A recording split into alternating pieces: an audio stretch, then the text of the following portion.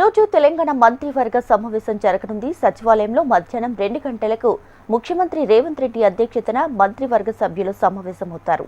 బీసీలకు విద్య, ఉద్యోగ, రాజకీయాల్లో 42% రిజర్వేషన్లు ఇచ్చే అంశంపై చర్చించి ఒక నిర్ణయం తీసుకునే ఛాన్స్ ఉంది. జస్టిస్ షమీం అఖ్తర్ కమిషన్ సిఫార్సుల్లో 3ంటిని ఇప్పటికే ఆమోదించిన కేబినెట్ ఆ తర్వాత వచ్చిన అభ్యంతరాలను పరిశీలించి చర్చించనుంది. ఎస్సీ వర్గీకరణకు చట్టబద్ధత కోసం బిల్లుపై చర్చించే ఛాన్స్ ఉంది.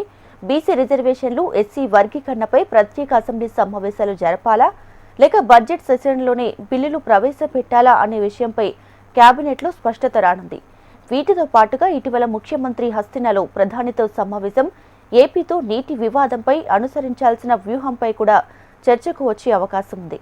ఎమ్మెల్యేలు, ఎంపీలు, మంత్రులతో కలిసి రేవంత్ రెడ్డి ఆధ్వర్యంలో ఈ నెల 9వ తేదీన ఢిల్లీ వెళ్లడంపై చర్చించే అవకాశం ఉంది. అలాగే ఈ నెల 10వ తేదీన రాహుల్ గాంధీ ఆధ్వర్యంలో దేశవ్యాప్తంగా కులగణన చేపట్టాలనే డిమాండ్తో ధర్నా నిర్వహించనున్నారు. దీనిపైన చర్చించే ఛాన్స్ కూడా కనిపిస్తుంది.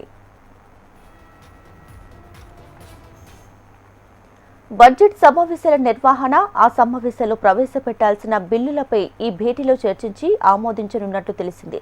బీసీ కులగణను రెండోసారి నిర్వహించిన నేపథ్యంలో ఈ అంశంపై మంత్రివర్గం చర్చించనున్నట్లు తెలుస్తోంది.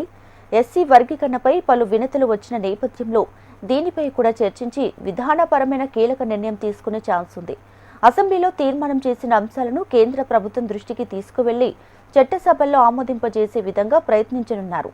ఇందిరా మహిళా శక్తిని బలోపేతం చేయడంపై ఇప్పటికే దృష్టి పెట్టిన ప్రభుత్వం ఇటీవల స్వయం సహాయక సంఘాలకు పెట్రోల్ పంపులను కేటాయించడం, ఆర్టీసీ అద్దె బస్సుల్లో మహిళా సంఘాలకు అవకాశం ఇవ్వడం వంటి కార్యక్రమాలను అమల్లోకి తీసుకొచ్చింది.